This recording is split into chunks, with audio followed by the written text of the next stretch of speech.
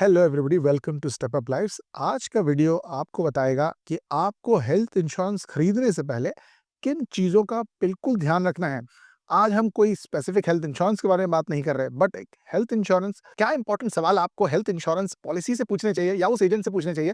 अगर वो आपको सही जवाब देता है तो ही आपको वो पॉलिसी खरीदनी चाहिए। सारी डिटेल्स, सारे चेक पॉइंट्स हम आपके वीडियो को अंत तक बताएंगे, तो डेफिनेटली देखते रहिएगा। फटाफट बढ़ते हैं। सबसे पहली point, health insurance policy related तो क्या चीजें सबसे ज्यादा जरूरत होती है। सबसे पहले कॉन्सेप्ट समझ लेते हैं।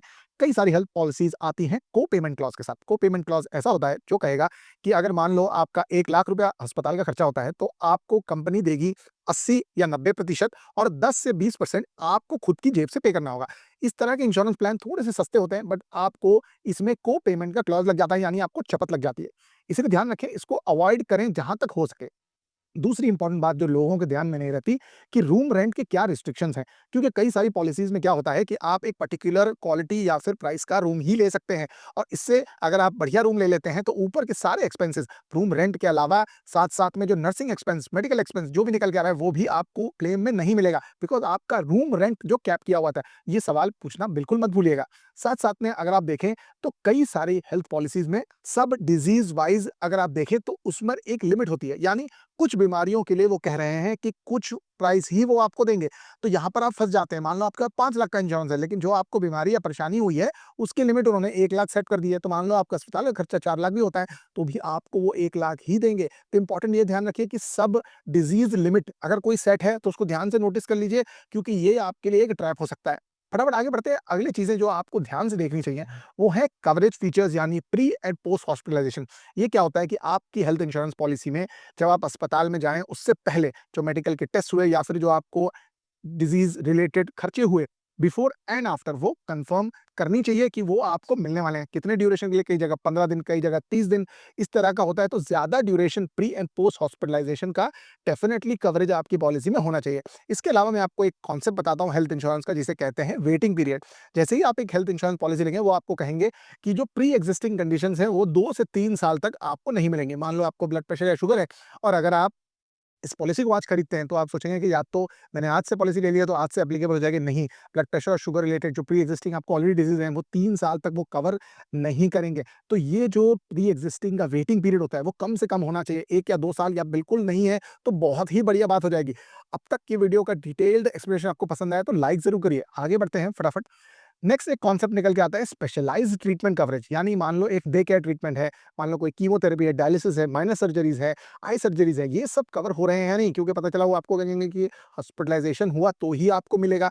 ये जो चीज़ है उसको आपको डेफिनेटली चेक करना है कि डे केयर ट्रीटमेंट्स कवर्ड है कि नहीं। इसके अलावा अगर आप देखें तो रिस्टोरेशन बेनिफिट एक कॉन्सेप्ट है। ये कॉन्सेप्ट क्या है, मान लो आपने क्लेम नहीं लिया, यानी आपके जो फैमिली मेंबर्स हैं जो हेल्दी रहे, तो आपको एक नो क्लेम बोनस मिलता है। उसी तरह रिस्टोरेशन बेनिफिट होता है। मान लो किसी फैमिली मेंबर का हॉस्पिटलाइजेशन हो गया उसी साल में, लेकिन फिर जो है दूसरे फैमिली मेंबर को भी चाहिए, तो जो है उनका जो आपका कवरेज है वो रिस्टोर हो जाता है। ये अगर फीचर आपकी पॉलिसी में, तो डेफिनेटली इसको चेक करिएगा। एक इंपॉर्टेंट चीज़ है हेल्थ इंश्योरेंस खरीदने से पहले कि आपको एक बढ़िया कंपैरिजन ज़रूर करना चाहिए। पॉलिसी बाजार के हेल्थ इंश्योरेंस प्लान्स एक तरह से एक पूरा प्लेटफॉर्म है, जहां पर आप जो है पूरे सारे के सारे प्लान्स को डिटेल्ड वे में कंपेयर कर सकते हैं। तो डेफिनेटली लिंक आपको डिस्क्रिप्शन में मिलेगा।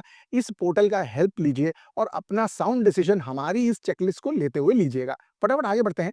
जो नेक्स्ट पॉइंट निकल के आ रहा है वो है फैमिली प्रोटेक्शन की आपकी क्या स्ट्रेटेजी होनी चाहिए। सबसे पहली बात ये निकल के आ रही है कि अगर आपकी एक बड़ी सी फैमिली है, तो आपको एक फैमिली फ्लोटर प्लान लेना चाहिए। फ्लोटर प्लान क्या होता है, यानी आपके फैमिली के सारे मेंबर्स उस इंश्योरेंस कवर में कवर हो जाएंगे। यानी 5 लाख है तो हस्बैंड, वाइफ, बच्चे सभी तरीके से कवर हो जाएंगे। साथ साथ में अगर आप ध्यान देखें तो फर्स्ट हॉस्पिटलाइजेशन पे कुछ आपका क्लेम जो है वो निकल चुका है, तो कवरेज आपका डिप्लीट हो चुका है। सेकंड इमरजेंसी मान लो आ गई, तो फिर उसके लिए क्लेम नहीं बचता। इसीलिए रिस्टोरेशन बेनिफिट्स का जो क्लॉज है, उसको बहुत ज्यादा जरूरी है कि वो मेंटेन रहे।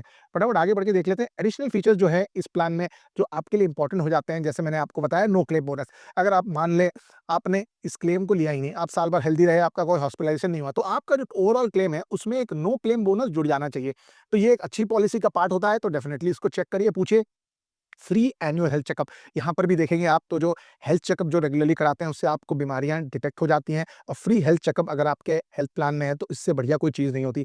साथ-साथ में कंज्यूमेबल कवरेज, ये एक चीज़ है कई लोग मिस कर जाते हैं कि काफ़ी सारे अस्पताल के एक्सपेंसेस में ग्लव्स, सिरिंजेस, पीपीई किट्स जो होते हैं वो क्लेम इंश्योरेंस में नहीं मिलता। तो क्या आपकी इंश्योरेंस पॉलिसी में ये जो है कवरेज है या नहीं? इम्पोर्टेंट ये है कि आप जो है इसको चेक करिए कंज्यूमेबल कवरेज है या नहीं, वरना आपके 5 से 10% तो यूँ ही कट जाएँगे। एक हॉस्पिटलाइज़ेशन में 2 लाख में से 20,000 रुपए तो ऐसे ही कट जाएँगे, तो उसको ध्यान रखिए ये आपके पास है या नहीं।